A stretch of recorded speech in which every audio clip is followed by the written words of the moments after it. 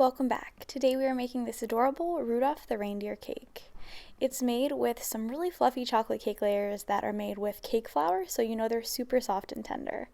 I leveled them and stuck them to my cake board using a bit of extra frosting, and then as you can see I'm adding 2 layers of frosting between each cake layer. This is totally optional and you could make a chocolate peanut butter buttercream and just add it in one layer, but I love the way it looks when you cut into a cake when you do a double layer of frosting, and it's just more fun to assemble. So I'm spreading a layer of chocolate buttercream and a layer of fluffy peanut butter frosting, and once my 4 cake layers are assembled, these are 7-inch cake layers by the way, I'm going to add my crumb coat. So I used my peanut butter frosting to do this because it's a little bit thinner and a little bit lighter, and it's easier to crumb coat with a frosting like that.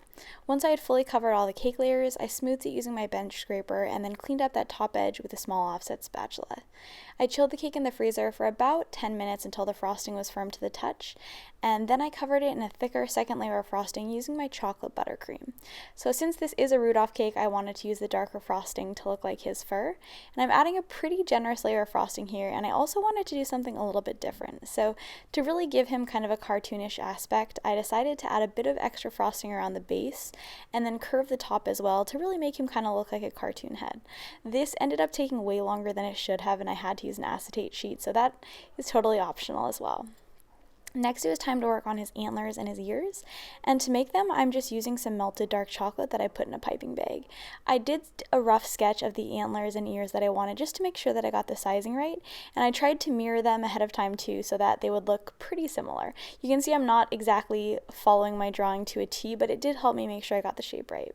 So I slowly filled in with my chocolate, and then I also added a skewer into it and then piped a bit of chocolate over it to make these super easy to add on to our cake.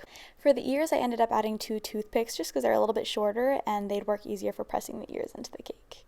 So I set these in the fridge to firm up for about 20 minutes, and while they were chilling, I worked on my fondant eyes and nose. So I rolled out a bit of white and black fondant pretty thin and used some small circle cutters to cut out a medium-sized white circle and a slightly smaller black circle. I then cut out some tiny white circles to give our eyes a little bit more life, and I used a little bit of clear alcohol to glue all the fondant pieces together. If you don't want to use alcohol, you can also use a clear extract like almond or lemon. So once my eyes were all assembled and I had added all the little accents, I also rolled out a bit of red fondant to be my Rudolph's nose. Then it was time for the real fun, to actually decorate our Rudolph cake. So I pulled my antlers and ears out of the fridge, and they should peel right off your parchment paper. It is important that you use enough chocolate that they're sturdy enough to keep their shape and so that they won't break.